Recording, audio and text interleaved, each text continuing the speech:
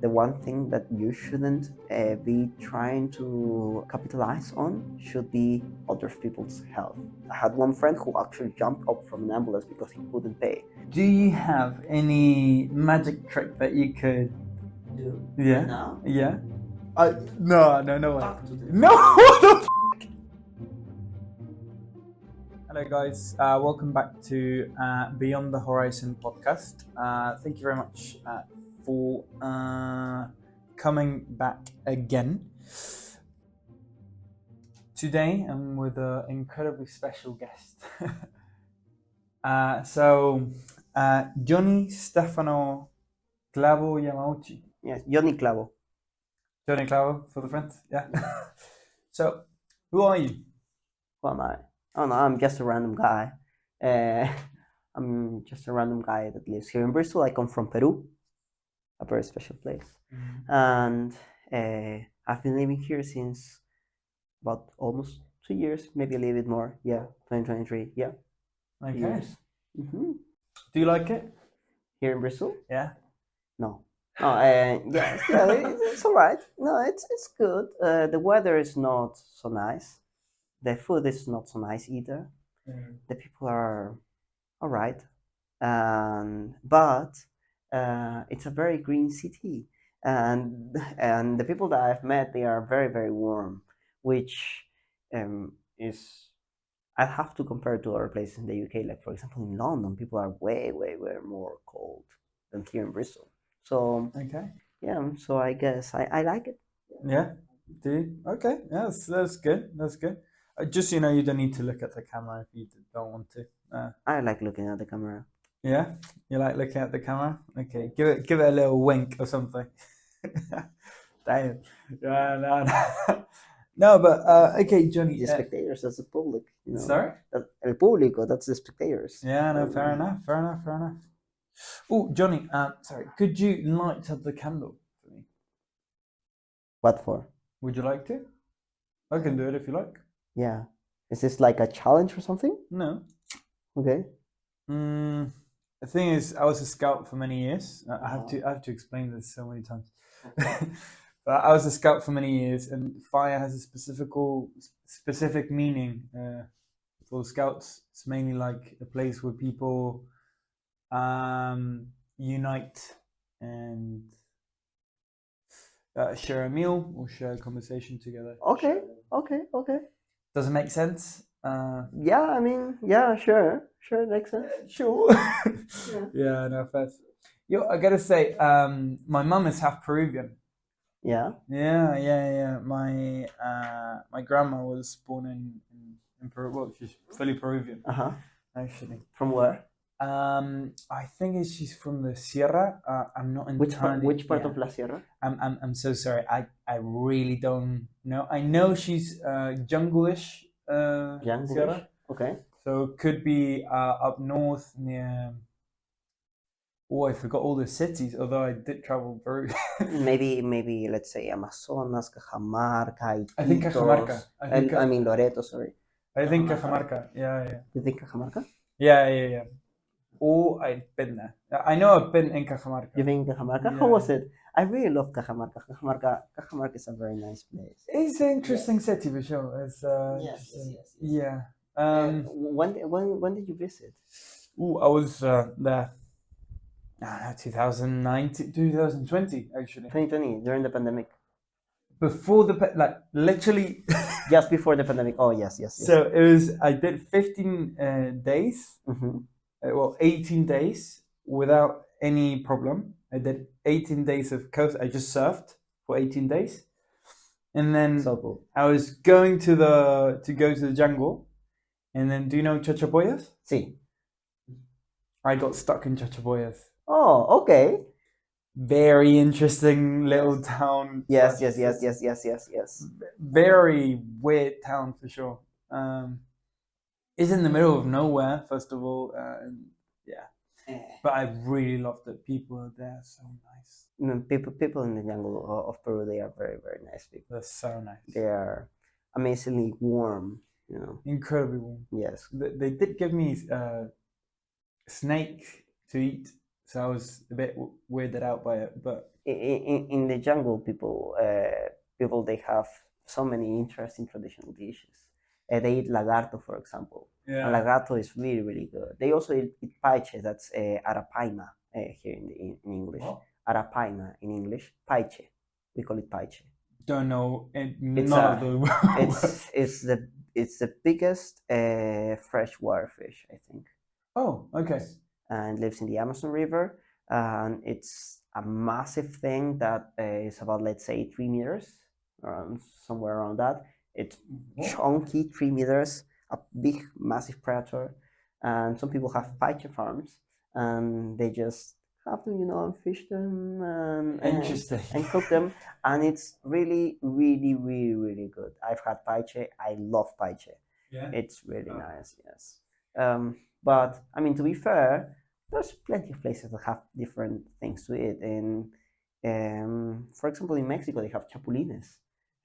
Yeah, grasshoppers, saltamontes. Oh, oh my goodness, they're so nice. Yeah, I've eaten them before in Scouts. yeah, yeah, and They taste like chicken. They're yes, incredible. exactly. They have this Incredible. very very particular taste, Yeah. and Crispy also as well. in Europe, I don't remember the exact country of it's a bunch of them. They eat rabbit. Rabbit. Oh well, France eats rabbit. Well, France. everybody eats rabbit, don't they? Oh no, it seems weird. It's rabbit. It's Okay. like a lagomorph. It has this very weird shape. So it's kind of everybody eats their own kind of animals. Rabbits? Nah, Yeah. In Peru, rabbit we for eat, me is like nice. Yeah, in Peru we eat guinea pig. yeah, cuy. Yeah, Yeah, yeah. cuy. So nice.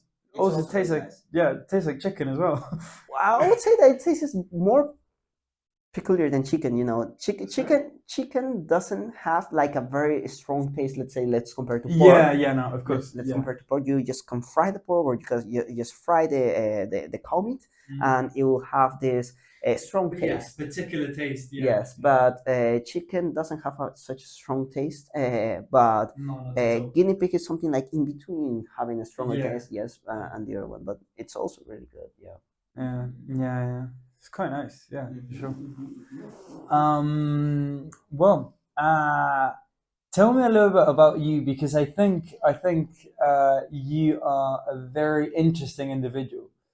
I mean, you have done many things, and I haven't found people who do so many things at such a high level as well. No, you're exaggerating. No, no, look, okay, let the public decide. Go on. So, So I look very young.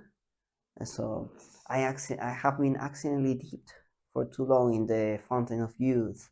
yeah, I am young. I am young still, but I look way younger than I look. I look like, yeah, as I like you're say, 14 or something. yes, something No, along 16. those I would lines. give you a good 16 or maybe 18. Most people give me 20, 21.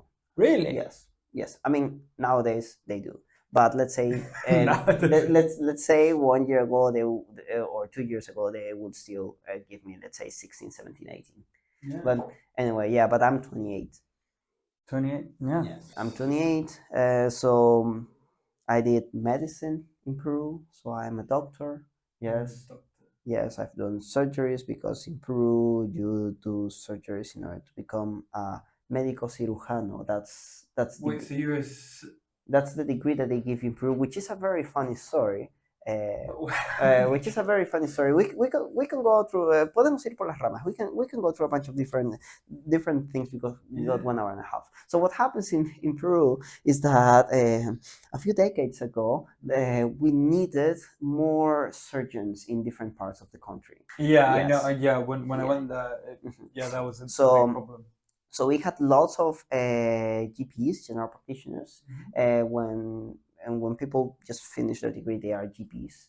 So they are general practitioners, and unlike here in the UK, in which you need to do the specialty, you need to do an extra 3 or 4 years in order to be a family doctor, aka GP. Anyway, so in Peru we had a bunch of GPs just straight out from med school, but we needed people that could perform emergency surgeries like C cuts.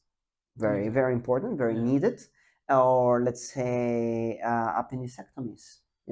Very important, very needed. It saves lives. Yes, and there And was it's a quick surgery. it's a very quick and easy surgery. Yeah. So the there was a resolution that allowed doctors. Let's say it was, I don't know how many decades ago, but it was a bunch of decades ago, way before I was born, I think, in which doctors from then on, when they would finish med school, their degree would say médico cirujano. Oh, really? Was it a bunch of years ago? Yeah, a bunch of them. Okay. Like a bunch of decades, way before I was born. Okay, I thought it was like a. No, a long time ago, and it was my dad and my mom. I think they were also médicos cirujanos when they graduated. Oh, so they're doctors as well. Yeah, they're doctors as well. Okay. Interesting. Family of doctors. Yeah, I guess. Oh. Do you have other siblings? Yeah, I have one sibling who's also doing medicine. Also studying medicine? Yeah, and I have a bunch of cousins who have done medicine. One of them, then. One of those families, I guess. Yes, I belong to one of those families. Yeah, and so. No judgment, though. Yeah, I would judge myself. I would, yeah, as well. Yeah. Anyway, so so medical surgeon, etc., etc. So we are allowed in emergency cases, obviously, because we have general surgeons, which are people that have done the specialty for, let's say, 3 extra years, who are actually very capable in doing those kind of basic surgeries. However, in very, very special cases, we can do those. Right now, yes, only if needed. Like yes, so I've done, and it's a very interesting tidbit of history, because nowadays GPs, like people straight off med school, don't conduct surgeries, because now we have more surgeons roaming around the rest of Peru. But when I went to the Amazon, one of the big problems was that the doctor was not there when the pandemic hit. Oh, yeah, something like that. It was yeah. I couldn't understand really the situation, because I wasn't too involved in the community, but there was some problem with doctors and the amount of them. So what happens is that in small towns, all over Peru, we have different levels of medical places, if you can say those. There's level 1, 2, and 3. Yes, and those levels can be further divided, let's say, into 1-1, 1-2, 1-3, 1-4, 2-1, 2-2, 2-3, etc., etc. And most of the medical centers roaming around different towns, they are levels, let's say, 1-2 or 1-3, and they are operated by a single doctor, or at most a single doctor and maybe one practitioner, or a single doctor and one serumista, which is, I'll explain further, which is the doctor that after you finish med school, you are sent somewhere around Peru to work over there for 1 year. Yeah. Yes, and the doctor of that town. So it's constantly being renewed. That's actually quite good. That's a good system. I guess, yes. I mean, well, the problem is that you get only new doctors, but well, the thing about the thing, there are good things about it, but there's also bad things about it. Yes, like any system. Yeah, and so the doctors would usually be there. So what probably happened is that a doctor was probably one of those doctors that finished med school, and in order to continue their further training and work, whatever, they got sent over there, and they were probably traveling on the way back or the way from, or sometimes they do traveling to more specialized hospitals. So for that, what happens if you have one patient that requires urgent medical attention and you don't have the tools for them, because your medical center is very small and you don't have, let's say, the tools, and you don't have a big surgery room, because a 1-2 center doesn't have a surgery room, so, or hospitalization beds, nothing. So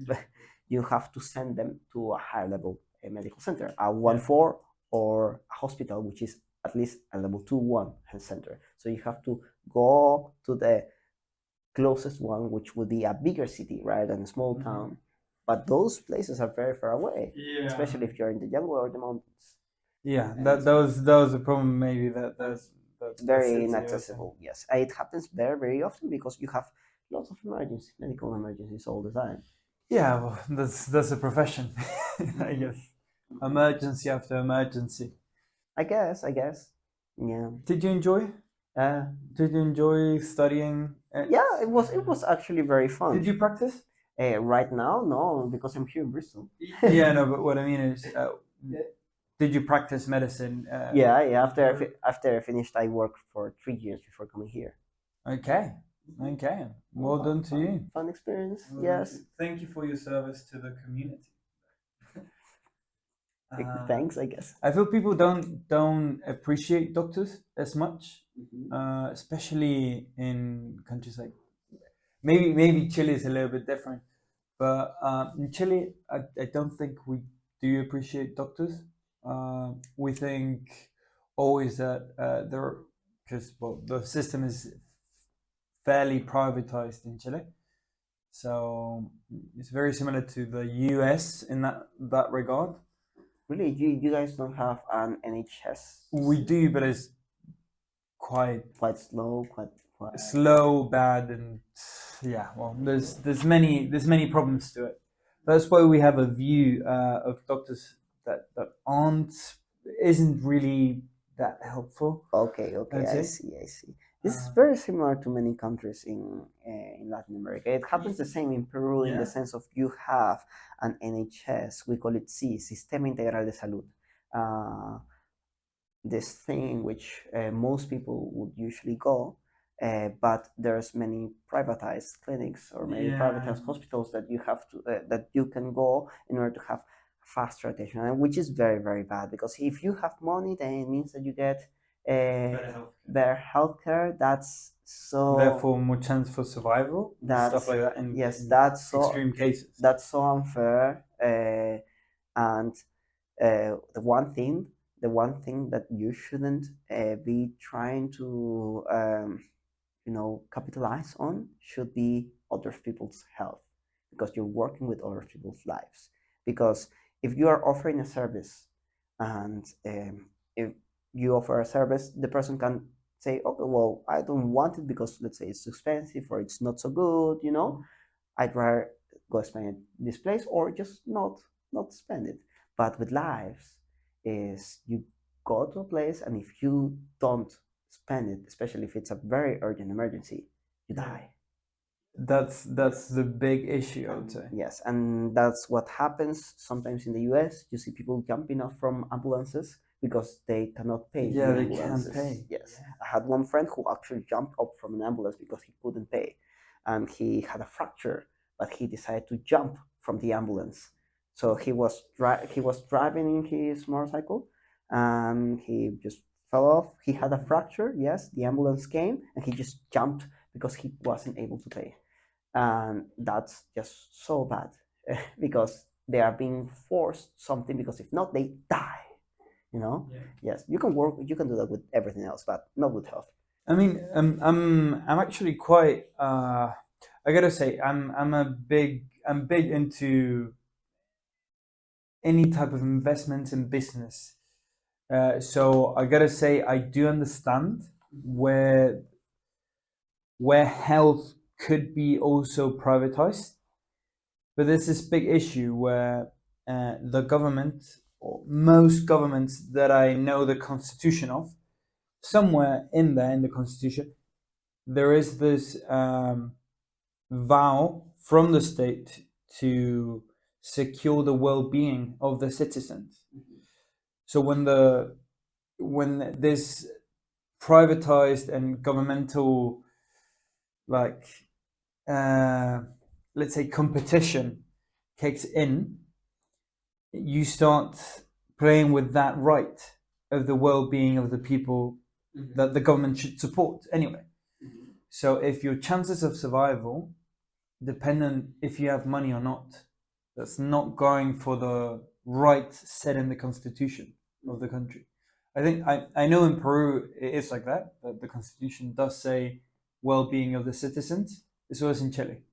So I am very I am quite against it in that sense. Yeah, I mean, you can No invest. idea how to fix it though. I have absolutely no idea how to fix it.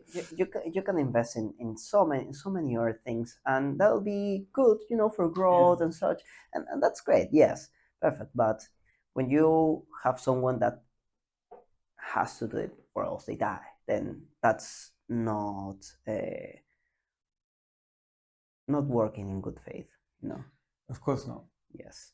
Anyway, Yeah. So let's return back to doctors and how the system works because I wanted to talk about it. yeah, So go what happens is that yes, the systems are very very very slow in Peru, and that's why many people have very mixed opinions. Most of them are very bad about the health system in general in Peru, same as you told me in Chile. However, Germany is also awful, awfully slow. however, I've uh, I've seen more discomfort, no, more uneasiness. I don't know how to say it, how to word it, but people are more annoyed at the health system in countries like the U.S. At least in the general opinion that I've heard of Yeah. from my doctor friends who work there, and from my non-doctor friends who have been attended there. Why so? Is it because the fully privatized system? Rather than that, because there are some people that get angry about that, but my doctor friends wouldn't talk about it. Yeah. They would more talk about their experiences, Okay. and the experiences are that they feel that the doctors don't know anything, which is very interesting, and they feel that the doctors they just want to for them to stay or to just to work with the hospital in order to make them more ill or something like that, which is something that Wait, what? yes, Wait. okay, So again. So to the make them, doctors wanna. and that's the opinion of the patient. I have doctor friends that have told me that some patients have Okay. said, and it's not one or two, it's a bunch of them that have said that they think that the doctors they make them they try to make them So more the ill. patients there Uh-huh. are against. So they Yeah. basically think that the doctors Yeah. are in like a pursuit of making them ill. Yeah, or something like that. Yeah. That's crazy. And Well, I know the US is they absolutely crazy yes. anyway, but So think like that. rather than a sentiment of the system being inefficient, Uh-huh. yes, there's this other sentiment of the system being evil. So on top of being inefficient, Yeah, on top of on top yes, of everything else. yes. So for example, I'll give you an example in Peru.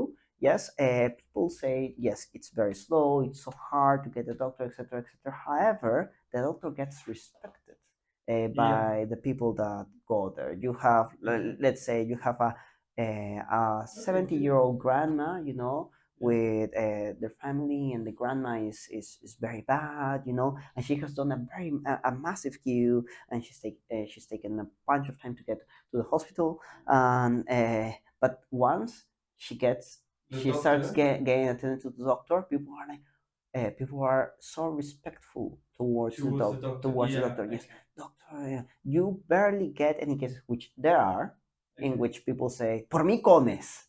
Okay, Oh, all so right. you eat because of me, because Yeah, of my money, and I wish I could eat because by this time I wouldn't have eaten anything because I would have been working on the emergency on the Yeah, of course. ER for so many hours. I wish I could have gone lunch anyway.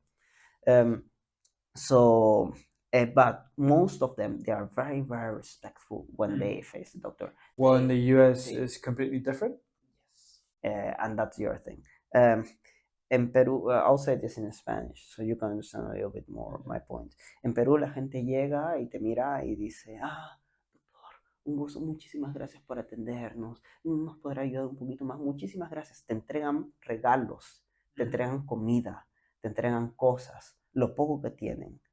Eh, even if the family doesn't have Okay, much. so sorry, I'll try to translate it. So when you when you're in Peru, or when you had these experiences in Peru, you families came to you and they said, "Oh, thank you very much." Very polite. They were very polite, very respectful, and they even gave you stuff Yes, people are very keen on trying to be grateful with a doctor. Yeah, with the doctors, even if they don't have much to offer, much to offer. Yes, exactly. or like yeah, even if they don't come from a wealthy background. In the US that doesn't happen.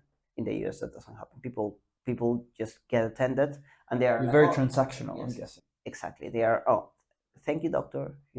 At most, they are not that very respectful towards doctors either. Okay. Yes, there's more fighting, and that I can say because my friends that are doing medicine in the U.S. they have also done medicine in Peru before coming to the U.S.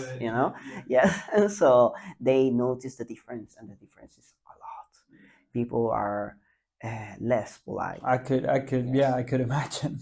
After going from, I feel it's a bit weird actually in Peru. The fact that they give gifts to doctors No, it and happens in the so whole of on. Latin America. Really? Yes, I have friends from Colombia, for example, and they also give gifts. Yes. That is so interesting. I've never heard of it. I have heard it in Mexico and so, but it's mostly rural areas. I could never imagine that happening in a city. I can assure you 100% that it has happened in Lima because I have been given stuff in Lima. Yes, and at the hospital that I used to do my internship at, Which one was it? Hospital Loaiza. Okay, so for the people there, appreciate him. it's a very it's an old and very big hospital, very important hospital in the center of Lima that has a lot of patient influx. And I do remember that even though uh, a, I wasn't like, let's say, the key decision maker in the chain of command. Yes, but I was like the pawn, the little pawn that I was making sure that the patient, I would be the person who would be the most time with the patient, obviously, because I would be taking care of them, yes, and taking their vital signs and such. Yes, and I would receive gifts. Yes, and the family would come and they would say, "Oh, well, yes, we heard your time that you like guinea pig," because I love guinea pig. We heard the other time that you love guinea pig, so we prepared some cuy al mani for you. Oh my days. Okay, so they would That, prepare. that day I ate cuy al mani. Yeah. So good. Thank you so much. So good. I still remember that one patient. Yeah. Really, really good. Yes. Okay, no, that's good. That's good. Well, what really surprises me is not only that you've done incredible stuff with medicine and you are a full-fledged doctor, but also that you have done many other things like magic. Oh, yes. I'm a magician. Oh, wow. Oh my Wow. days. Jeez. Yeah. Yeah. Okay, so and you won some competitions even. Yes, yes, You are like Miss Universe, but from Peru, something like that. Are you Mr. Peru or something like that? yes. Well, Similar. I don't think I'm the best magician in Peru. I know a bunch of Peruvian magicians that are way more admirable than me. Thankfully, they are. I'm very proud of calling them my friends. Oh, That's another good thing about the they magic. didn't compete that day. They didn't compete that day or something. I'm very thankful that they didn't compete. But a magic competition is very different than what you expect. Yeah, because I couldn't imagine what the So it's not like what it's the not about making the same trick and who does it better. No, it's okay. not about that. A magic competition is like presenting a movie at a festival. Okay, so Oh, you present a okay. movie, you present your original idea, you present your thing, you present your piece of art, and you're being judged arbitrarily by three experts. And the only thing that the competition tells you is that according to those judges, your act they like your act more than the others. That's just it. So okay. So it's nothing about the quality of It the. is about quality, of course. I mean, of course, they would like a very qualified act. Yeah. But magic is more than just a competition, and magic is also, and that's like, It's about an experience. I guess, especially when trying to measure different types of performances. You have things like, let's say, when you evaluate, let's say, in a magic, you evaluate skill, okay? Mhm. Skill of the magician. So, for example, which slides they are doing. Maybe they have invented a bunch of new slides, sleight of hand, in order to create the experience of a trick. So, I'll give you a random example. So, what happens if I want to make, let's say, a trick that begins with the light here being turned on by me just looking at it, Then I'll have to come up with a method, and there's thousands of ways that I can make the light turn on, and they have to think, okay, oh, he has done this. Oh, this was very clever. This way of doing it, and they evaluate based on that. Whereas sometimes a normal magician may think, oh yes, I'll use this very old and classical method that you can buy at a magic store. Yeah. Yes, and the guys will say like, oh, I know this method. Yes, okay, I'll judge it. And usually they judge a more original and harder to execute method, better than the other one. Or for example, if I want to find your card, there's thousands of ways to find your card. There's thousands of ways, and most of them are very harder than the others. So let's imagine now you see me the movie. There's one scene. Have you seen the movie? It's about a bunch of magicians that are doing a heist and such. And there is one scene in which they have, let's say, a card, and they are like, it's going through the sleeves and it's jumping behind while they are being searched on by policemen. Yeah. And then they're like, oh, do you have something? And they are trying to hide like the secret card the secret key card that will allow them to get in, and contain all information. They're hiding behind their hand, and from their hand like this, and making it jump, and making it jump like a football, and being, or like in the mouth, and then throwing it to the other person. So obviously those sorts of juggling are definitely harder than other ways of hiding the card. Let's say just me placing it in the pocket. Yeah, of course. Yeah, yeah. Yes. And that would be higher. That will be higher alcohol, usually, usually the grade would on be the higher. level of skill. But also there's a presentation, so you can have a very highly skilled magician, Mhm. a very very highly skilled magician that can go and, let's say, I will find your card, and they will do all of the thing. But because magic is not juggling, that component of hiding the card and doing all of those things, they are not seen by the spectator. Like literally, a normal person will see the same thing. So imagine if I were to find your card, and in order to find your card, I will do all of that juggling, but you wouldn't feel anything if I'm doing it good. Versus a guy that has just placed it in the pocket, just looked at it when you were not looking, and then placed it back. Yes, but you see the same result. You see the same thing. They think they are the same, and you think they are. That is so crazy, though. Like, why would you? Okay, Yes, I you don't. think both of them are good, yes, but one of them talks in a very monotonous way and doesn't look at you, and it's just this, and this is your card. But whereas your guy goes like, finds your card and goes like, oh, this is very hard, and looks at you and Yeah, so like smiles. the performance is a big thing. Yes, Well, so it's a performative art at the end of the day. So. and then they start judging based on that. And last but not least is the originality, because there's nothing new under the sun. Have you seen? Probably you've read "Still Like an Artist" by Austin Kleon. It's a very very very very good book. Recommended. Still like an artist. Still Like an Artist. Yes, I think Does you will. he? Yes, I think you will like it. Austin Kleon. Austin. Yes, and basically, there's nothing new under the sun. There's supposedly nothing new under the sun. Yes, but you can come out with original ways or original ideas Yeah, yeah. I think I've heard the audiobook. Yeah, yeah. to present your original proposal.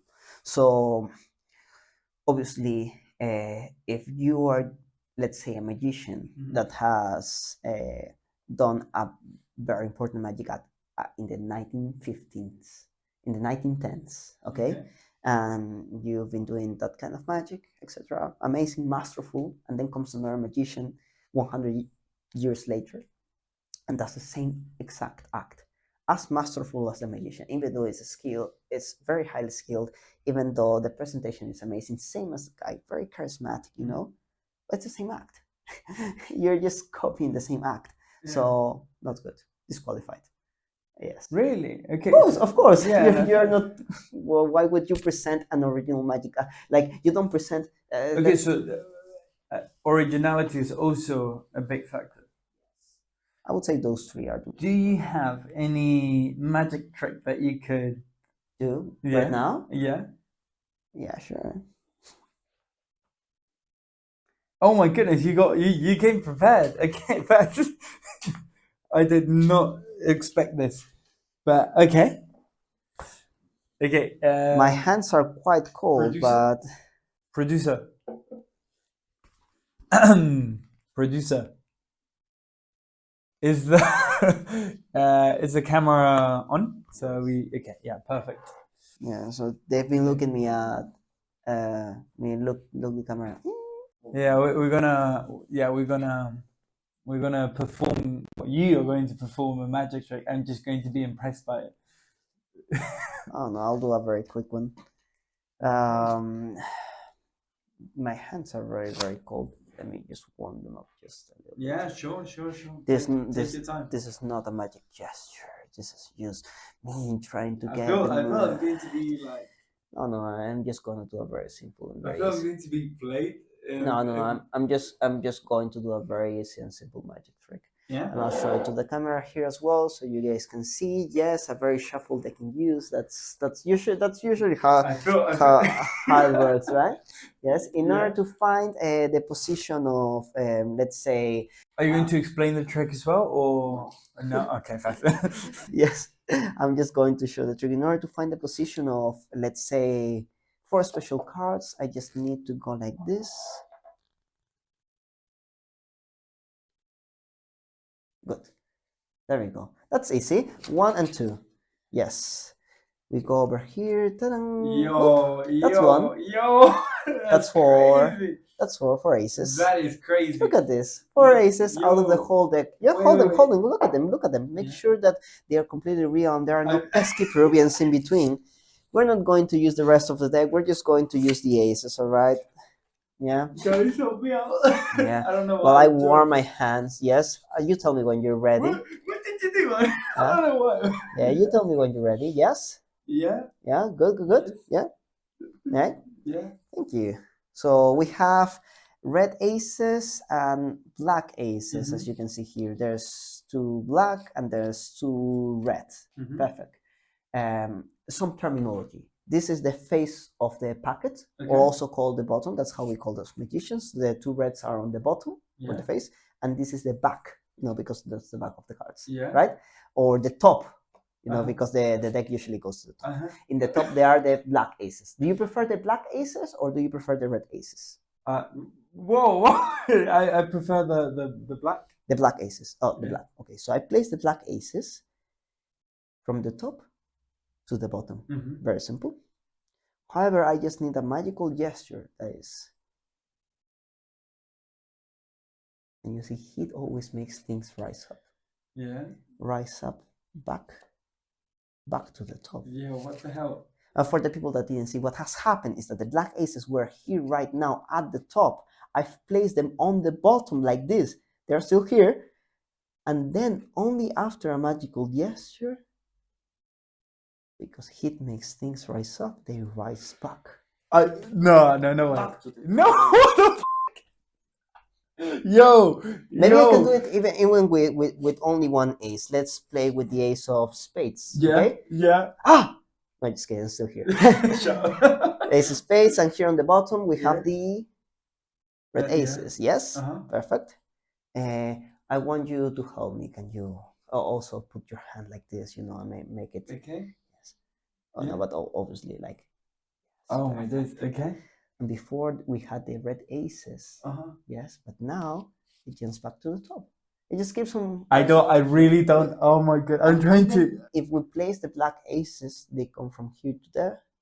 If we just go over here. What the is going on?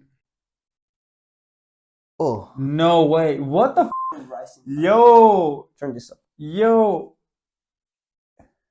Guys, I this is so crazy. Okay.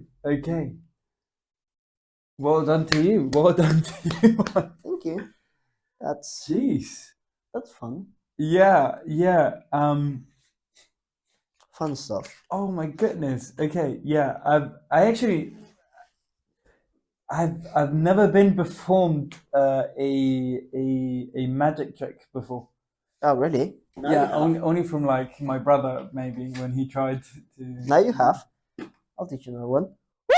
Oh my days! Oh, Oh, maybe. doctor and everything. How have you seen this one? A very classical one. First, I'll do it here. Well, first I'll do it for you, then I'll do it for the camera. Okay. Well, this. Yes. Yeah. Yeah. What the? I'll do it for the camera because it looks. And now you'll see the secret. Yeah. You can see it from here to the side. One, two, one. Yes. Tick. So that's how it works. Yeah, it's an optical illusion. Yeah. It's so weird though. Yeah. What type of magician were you? What I'm a magician. I'm a close-up magician mostly. What does that mean? Okay. Um, Oh, when you work close. yes. So what happens is that in magic you have, like in medicine, you have different specialties. In medicine you have, let's say, the surgical and the clinical specialties. Let's say surgical is, let's say, the plastic surgeon, the gynecologist and the general surgeon, and the clinical ones are, let's say, the endocrinologist or the GP or the you get what I'm saying, or the cardiologist. In this, it's the same as with magic. In magic, you have stage magic and then you have close-up magic. The stage magic is the magic that you obviously do on a stage, right? So I'll give you a bunch of examples of, let's say, on our specialties. Let's say grand illusions. Grand illusions are the things that David Copperfield or Chris Angel or Dynamo make when they fly, or when they walk on water, or when they make an elephant appear on stage. That's called grand illusions. Okay. Then you have things like manipulation.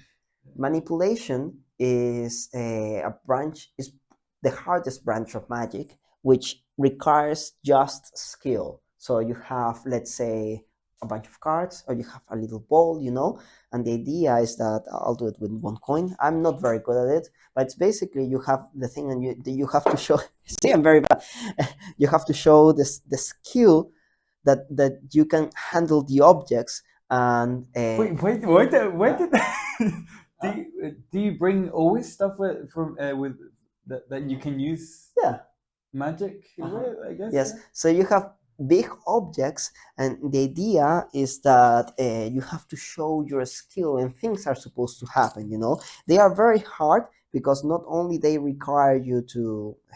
Let me see if I can. There we go. Not only they require you to do these weird positions because they need to be seen on stage, right? But they also need you to do those things that are very, very skillful. So, ¿de soles?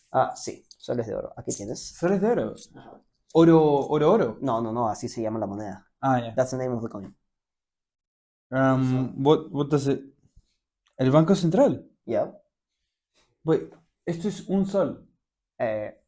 Back in the 60s. Now it's worth nothing. Is it worth nothing? Yep. Really? Yep. Okay. First thing is, I really wanna start collecting coins. So yeah. Unfortunately, I cannot give you mine because I use them for magic. Yeah. No, of course. No, don't worry. I'm not going to steal your coins. So manipulation, that's another thing. Kids magic is usually done on stages, even though sometimes you don't need a stage, but it's like something that's done for big audiences. Then you have close-up magic. Close-up magic are things like card magic. Obviously, you can have card magic on a stage in which you make cards appear, of course, but you cannot do stuff like, hey, pick a card, yes, because they need to see the card. And cannot do it from far away. You need to do it up close. Yes, or you cannot make, let's say, the thing with the aces from far away. It only works up close. You need to be here to see that I've placed the aces below and they jump to the top, right? Or that they have switched the red ones with black ones.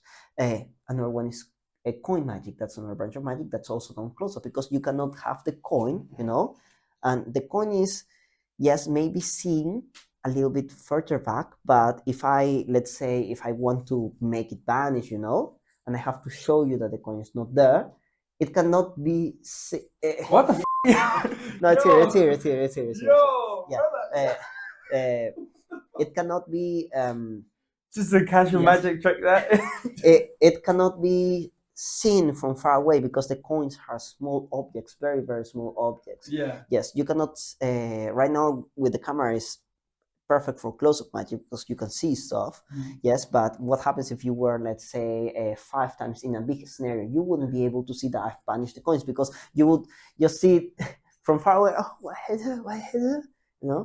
Yes. I don't know why, but I just have the I just need to look at your hands now all the time. Yeah. And so those are different branches of magic, and the branch I do a little bit of everything. Yes, but what I do most, because that's how I began doing magic, and that's how most magicians nowadays that start to learn magic without having magic academies, on their own, they learn close-up magic because it's the easiest. Yeah, you can do it with a mirror. Or yes, exactly. Yeah. Obviously, in the stage you can also do it with a mirror, but you need more props, you need more stuff, you need to learn more things, like how to stand on a scenario. Like, for example, for manipulation, you need to stand in a very specific way in order to be seen. Because if not, what happens if you are like, obviously the rules are there to be broken, yes, but if you are like this, I'm very encrouched, the people that are standing on the front row, they will not be able to see you. Yeah, well, theatre is like that. I did theatre for a while. I think I did it for 1 or 2 years. That's cool. Yeah, when I was in school, it was very interesting. One of the best classes I've ever done is on clowning. Clowning is so good. Which I hated at the time. So I went to a Waldorf school my last 2 years of school. Do you know anything about it? About what? Sorry. A Waldorf school.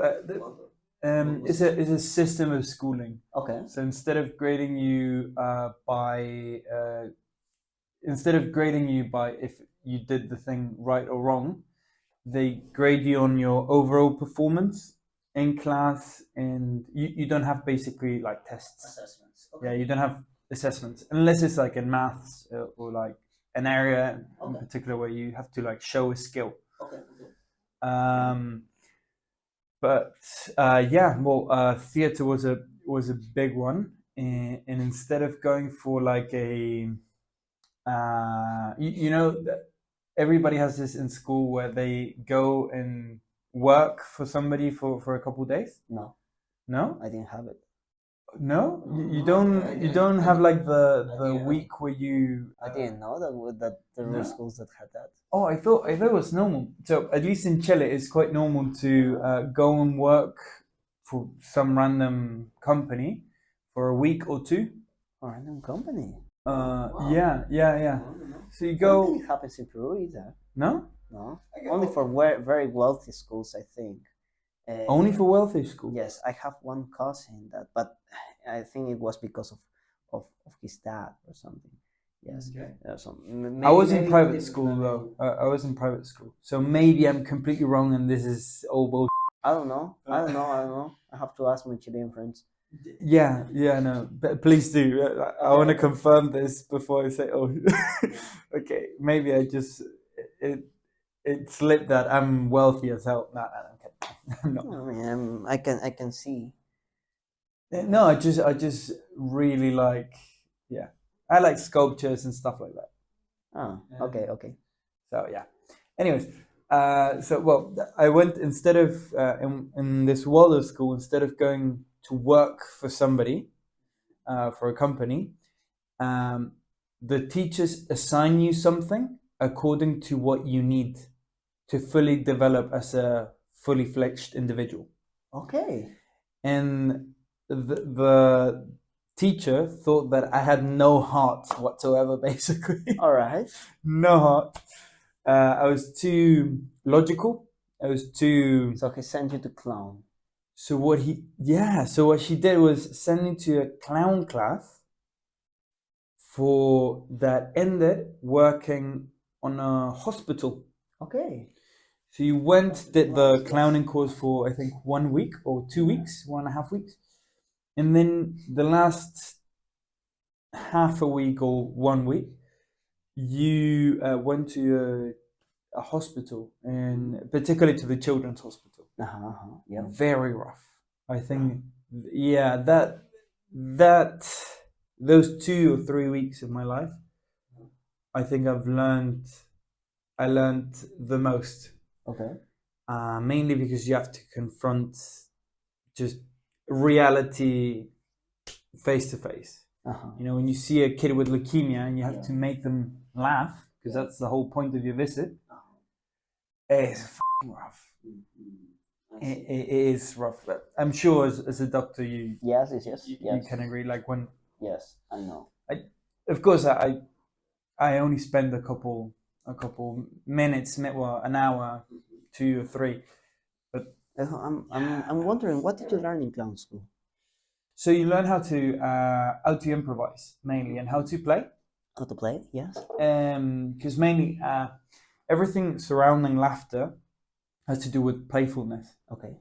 You're making there's different types of clowns. For example, there's typically the grumpy guy, Yes. Bill Burr. It's a Al Augusto or Cara Blanca. I don't know how to say it. oh no, but it's basically like the grumpy guy, very very like yeah, very like angry guy. Then you got like a kid, typically like a kid that is nothing is serious. And then there's like this very sharp type of clown, which actually makes specific jokes that are we have to do with like with I can't say the word in English or in Spanish. Okay, yeah, sure. That is like English humor. Okay. Is very similar to the Like sarcasm. exactly sarcasm. There we go. Okay. So you got that, and then oh no, you got typically mimes. That's another one. No. And then you got combinations of because mimes is different from clowns.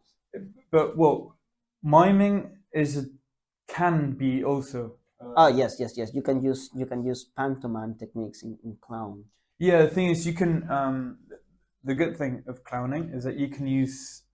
You have to build your own clown because everybody has a specific personality, and therefore you can make specific jokes depending on your face features, on how you look, how you dress, etc., etc., etc.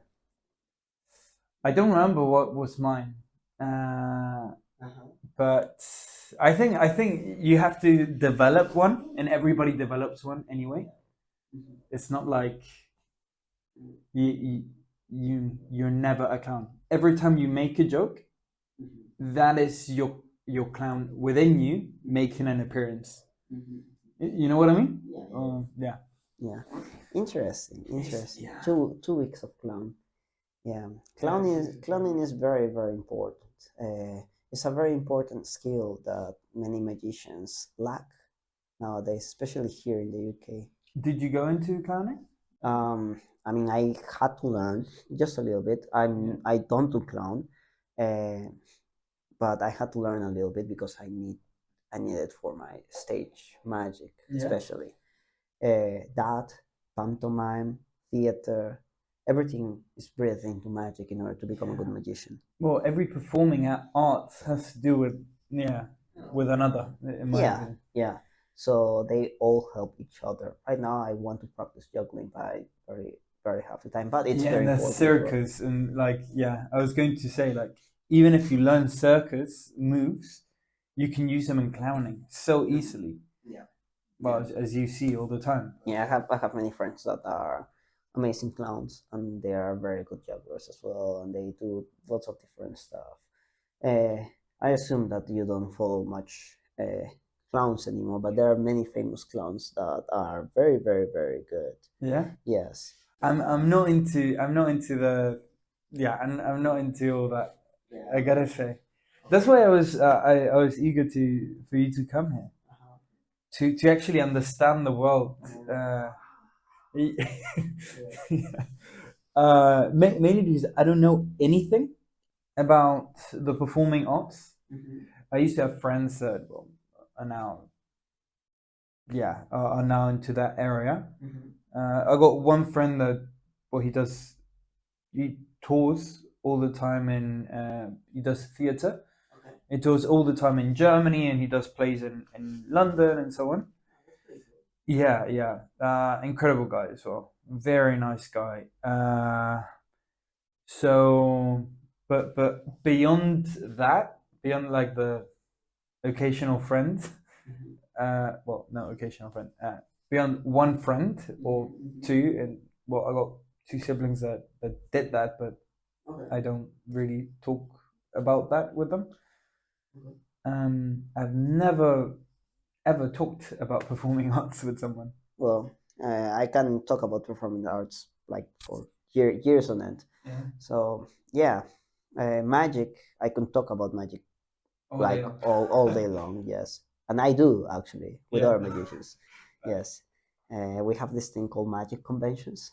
Yes, Magic conventions. yeah, and the biggest one is in a very weird place called Blackpool. Blackpool. Yes, Is it in Blackpool? yeah, it's Really? in Blackpool, and you might think like, where's the biggest magic convention in the world? It's just a It's small just in this, like in random the town. most random town ever called Blackpool, and Yeah. nobody. Well, we know why, but like no, Why? like luck. And many good choices Oh. by the organizers. Oh, okay, it's like cheap. I'm guessing. Is it? It's there's a historical background, and just bringing more people and then bringing in more dealers and even very commercial. So it's Alright. more about here's another thing in magic. You may have some people that call themselves magicians, and they are magicians, yes, but they are not performers. They are just amateur magicians who perform for friends and do not set foot on stage, and that's completely fine, because that's their love of magic, and such. Yes, and you can share with them. However, those kind of magicians have different goals than the performing magician.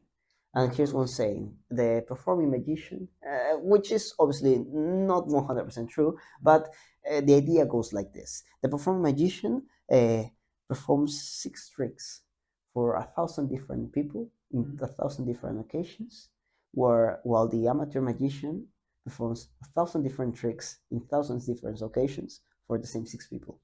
So, Yeah, first. what it means basically is that the magician who doesn't perform on stage that much, uh, their audience is their friends and family and other magicians. And if you are friends with someone and you show them a trick, and then the next time you see them, you show them the same trick, they'll get bored, Yeah, or of they'll course. figure it out, which is obviously what you don't want. And so they just Can they you show just me again the two tricks? I'd rather not. And then they just have to keep on learning new tricks and learning new tricks and learning new tricks, and that is very commercial. And I Oh, know, okay. So these conferences are really for the amateurs. not about conferences. I'm talking about the dealers. Oh, first. Okay, sorry. Yes. Well, of course, the conferences are for like all kinds of magicians. Actually, everybody learns. But those big conventions, a big bulk, and usually that's what happens not in Latin America, but rather in the US, in the UK, yes, in Europe, where the convention is like, let's say, 90% amateurs. Yes, and so you bring a bunch of magic dealers. Yes, magic dealers are people that you know sell magic products like the floating I don't know the floating candlelight or the candlelight that turns on itself by snapping the fingers. Yes, or whatever, and you create this product and then you sell it. You create a trailer. Yes, and then you just sell it. And a bunch of them back then they were in the UK, most of the important ones, because it was interesting. Oh, and they were all in Blackpool. Yes, and Blackpool decided to just was very smart in bringing many of them, and it just started building up, building up, building up with lots of como de propaganda, propaganda in English. It's not propaganda. It's advertisement, with lots of advertisements, different advertisements that actually brought a bunch of amateur magicians, and then after the magicians came, then you start bringing in professional magicians that would give conferences. And because you will get very high level professional magicians, the other professional magicians would go there just to hang about and jam and have fun with their friends and perform for the amateur magicians.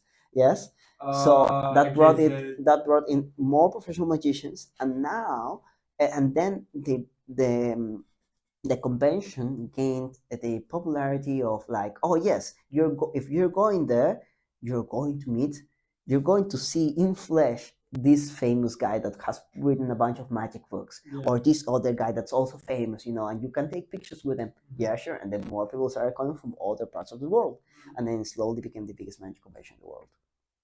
Yeah. So you have thousands. I mean, thousands and thousands of people. I've been there. Thousands. It's so packed. The whole city gets filled with magicians. Like, yes, and everybody in the city knows about the Black Magic Convention. You go to a pub, you go to a club, or you go to a. You're the magicians. Yes, yes, yes, yes. Everybody knows that we're the magicians, and you get to see people. And personally, I go to magic conventions. Most of the time just to see my old friends. Yes. So would you say you're a performer, or I mean, I do perform. Yes, I perform. so you're not a amateur? I'm an amateur as well Oh, you're an amateur because my main an source of income doesn't come from performing. Okay. Yes. Obviously because I'm a doctor. Like, yes. Do you work as a doctor? Right now, no. No. Right now, no, because I'm doing a second degree That's what I was going to go for. in paleontology. Paleontology. Okay, I was eager to understand what paleontology is, because you did say you were a paleontologist, or you're studying. It's a very niche subject of geology and biology. It's like the foster child of geology and biology. Okay, so is it Discovery Channel? I guess. Are you back studying back Discovery back Channel? when it was good. Yes. No, but what is actually paleontology? It's the science that deals with extinct living beings and everything that surrounds that. So paleontologists, Only with extinct ones. I mean, it may work with extant ones, but it mainly deals with extinct ones and everything that surrounds that. And by that, I mean, like, for example, you work with paleoclimates, for example, the weather that happened back then. So, in order to check out the trends from the current weather, and we say, okay, so right now, what's happening with the oceans? Are we having more acidity, more salinity? Is it going to be helpful for the next year when we try to, like, fish in this area? We look at the past, thousands of years, how has this worked, etc., and trends, and that surrounds extinct beings, but it also pertains the actual things that are the current things that are happening right now to us. So that's one, for example. Or if I want to, let's say, I want to work on an extinct animal, a fossil that I have discovered, because paleontology deals a lot with fossils. So you find a fossil of, let's say, a horse, all right? Of an ancient horse that lived millions of years ago. And you see, oh, this looks like the weirdest horse I've ever seen. So I want to figure out where it sits in the tree of life. So I want to know, like, if this horse was more related to, let's say, the modern horse that we have right now, or maybe Przewalski's horse, or maybe a zebra, or maybe an ass, or maybe is it more related to rhinos? Okay, yeah, like Yes. what is it? So what is it? So I take a bunch of fossils, but I also can take a bunch of DNA from living animals. So I also can work with living animals and past animals in order to reconstruct the past. Okay, Yes. okay. And reconstruct the tree of life, how animals lived, etc. It's basically like the biology that we have, Yes, but with everything that's extinct. That's that is so fucking interesting. It's cool, isn't it? I love it. I mean, it's crazy. How did you like? Okay, let me let me reconstruct your yeah your thought pattern maybe. So yeah, you were okay. You were a doctor. You worked there for a year, so you were literally ready, 3 years. and then you did two more. Yeah, two more years. But after a year, you said you finished. You have to do 1 year. Yeah. Okay. Yeah, that's what you mean. Yeah. Yeah. So you were 2 years a full-fledged doctor in Peru. It's 3 years because when you're sent somewhere, Oh, yes, you're you are already already a doctor. okay. You're already like ya has hecho tus prácticas, ya has tratado sus pacientes. They are literally hiring you. They hire you. Yeah, You can fully you can hire. apply. Okay. You can also not apply and just work in a clinic. All right. Yes. Okay. Yes, I see. but you can apply it if you want to learn like the harsh reality of Peru, and also if you want to. Uh, anyway, so 3 years. Yeah, so you went for 3 years. You worked for 3 years as a doctor. I'm guessing it's not about salary at all. No, it's not bad. Yeah, especially Latin America, and knowing that there's few doctors in Peru. Um, so you worked 3 years. In how did you go about like? Okay, you know what? I'm going to study paleontology. It's a very long story, but long story short, Okay. which is still quite long.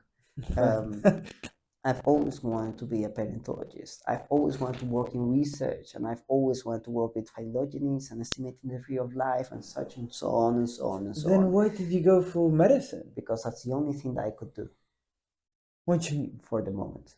Oh. Yes. My family is full of doctors. We only know medicine. We only know Okay. medicine. We know nothing else. We know nothing about engineering. We know nothing about law. We know nothing about anything else. The only thing that we knew is that in order to be successful, you had to be a doctor. In order to have money, you had to be a doctor. So that's So literally the only thing you. yes. So I went. There was no other way, basically. Yeah. That is crazy. Mhm. And My then family's so different. Yeah, and in then that regard. and then after I became a doctor, I already knew what I was going for. I already knew what I wanted. I became a doctor. It was a wonderful experience. Yes, I Mhm. worked as a doctor in order to get the money to come here. Yeah, and then I came here. Yes, and now I'm living my best life because I have no night shifts. And No night shifts. Oh yes, my and god, I don't have that's so any nice. patient that say por mi comes. No, Ah, and I can take as many days to take a rest. Like for example, today, for example, when I got the free today, time, a Sunday. yeah, Yeah. Sunday free time, which would not normally happen if you were to work in a Yeah. hospital, No way. because There's no way. yes, in a hospital you work every day from Monday till Monday, Yeah. Do you until actually? yes, until work finishes, and it's not a certain amount of hours. It's until work finishes, until work is done. So you could finish at 10 p.m. You could not finish for the day and stay there for the whole day, which usually doesn't happen, but sometimes it does. You could finish at 7, 8 p.m., maybe 6, earliest 5, but sometimes you finish at 10 p.m. and you have to leave at 10 p.m. That's Go back, take a sleep, and then return back and be there at 6 a.m. Because at 6 a.m. you have to take. it opens up Yes. again. No, it's open all the time, but you have to be there at 6 a.m. in order to check the patients, because the assistant doctor, the one that's in charge of the rounds, they arrive at 8 p.m. And you got 2 hours to check all of the patients. Let's say, I don't know, 25, whatever, 25 patients, to check if everything's all right, to check that all of the plan for each patient. So each patient has a plan. I'll give you an example, a very quick example. a patient in a surgery room, Mm-hmm. in the surgery hospitalization, after they've done their appendicectomy, Mm-hmm. you have to check. Uh, you have to check if they have no fevers afterwards. You have to check if they have, let's say, farted. That means that their bowels are working now. Okay. Yeah. Because if not, then it means that the bowels have stopped working, so they must still be hospitalized. Okay. You Yeah. need the bowels to keep working because you've just You need to entered their. keep farting, Yes, basically. you need to yeah, basically you've just entered the bowels. Okay, so Yeah. things have stopped. Anyway, so you have to check on the patient. So the plan for this patient is very simple. I have to check, check, check. Okay, very well, good. Another patient that, as another example, has a very weird disease that we don't know yet. So he has just been admitted to the ward, to the medical ward, and the patient has fever and a bunch of symptoms. And the plan is to figure out what they have. So I need to take a blood exam, depending on what the symptoms or what I think it is. Maybe I should ask for, let's say, a tomography scan, or maybe I should ask for more specified blood tests or for a cancer test. So I need to make sure that those things are done before the end of the day. Yeah. Yes, and that happens for every patient. I give an example: 25. Let's say 20. Depends. Maybe 10. Yeah, Maybe depends 20. on the day. Maybe yes. Let's give 15 patients. For the 15 patients, I have to make sure that everything is run. So I have to Just do it go, quickly yes, before do it he comes quickly. in. Yes, before the and I have to make sure that everything has been done before the doctor comes in. Yeah. And then they ask, has this been done? Yes, this, yes, yes, yes, good. What's next for them? This. Okay, good. In order to make them, uh, in order to cure them from the disease. Of course. Mhm. So, yeah. so I'm guessing it's What were we it talking used about to this? it used to create it used to be no you living your perfect life now. No, you're living Yes. That was rough. Yes, that was rough. That was rough. Working in a hospital, and in order to do a specialty, because I haven't done a specialty, I'm just a GP. Mm-hmm. Yes, you have to go through there for 3 straight years, no holidays, Monday to Monday, 365 days, every day. Yes. Okay. And plus shifts, night shifts, and day Jeez. shifts. Okay. Yes. Okay. I see. So it's a bunch of time. Yeah, I can understand why you changed careers then. I guess. I mean, I'm still a doctor, so back when I returned, Yeah. back If you really need it. I mean, whenever I return on holidays, I Yeah. do work a little bit. Yeah. Yes, at a clinic. Just for the fun. Yeah, I mean, for the money. Ah, fun. Yes. Yeah. Fun and money. Yes, I mean, I wouldn't work in medicine for fun. How Yes. much? How much does a doctor get paid? Depends on what type of doctor you are and where you're working. I'll give you an example. If you're working on the serums, in which you go 1 year to out there, Some random, some random place, yes, I think it depends on the region. It might be between 6,000 and 8,000 soles per month, which Oh my days! yeah, which is 8 times the minimum salary. 8 times, yeah, I know, yeah. 8 times the minimum salary of Peru. That's the way that you can compare it. Yes. That's so for people living in England, that would be so. Currently, the salary is about £2,000 a month. Yeah, that will be 16,000. It would be 16,000, 16K a month. Yes. That's But damn. Those Okay. 8,000s, they happen if you go to very special places that are very contested and also that are very dangerous to get to. Yeah. Yes, and also that just because they are so far away, you just go there. Yeah, you just go there. Some places there, like Ibrahim, those are the conflict zones between the drug lords. Yeah. And it's a very rough place. You get a bunch of bonuses, so that's why you get the 8,000. But most of the time, it's just 6,000, and you get discounted 1,000 because of stuff, taxes and such. Yes, so you get 5,000 at the end. Well, Jonny, thank you very much for taking the time to be with us today. Well, thank you for actually having me on the podcast, for the invitation. Yeah. Yes, I had fun talking. I love talking. Yeah. I think nobody dislikes talking. I guess. Just a really quick one. So, you're about to go into a new chapter in your life. You're about to graduate. I know this because we talked before. You're about to graduate as a paleontologist. Mm-hmm. What do you reckon is going to happen? What awaits you in the future after you're done with paleontology? Are you going to pursue some other random career? No, I'm going no. Like this. Or This was my goal all along. I'm going to do a PhD. PhD in paleontology? Yeah. Okay. So you're going for it, fully for it. Yeah. I'm definitely much fresher than just like doing night shifts all over. Right. So now, looking to the future, or maybe something that you would like to remember in the future. What is it that you would like to remember? Maybe I know I just said it again, but What is it I would like to remember? yeah, maybe a message to your older self. Let's say you're 40 something years old, and you look back at this video. What would you like to know? And what would you like to hear? Well, for so long, I've always had this message to my older self, which was to do what I'm doing right now. So now that I have it, the only message is to continue being happy with life, and to tell my older self that I am very happy right now, and I hope that my older self keeps on having this, because life is not necessarily just about having one specific kind of goal and then reaching it, and then having another one and then another one and another one. Life is about what you make out of it. It's about the climbing, not about reaching the summit. It's about having fun with it. I'm having so much fun with this. Yes. Yeah. So I hope that I am still working on reaching a random summit of a mountain, which means working towards keeping on having fun.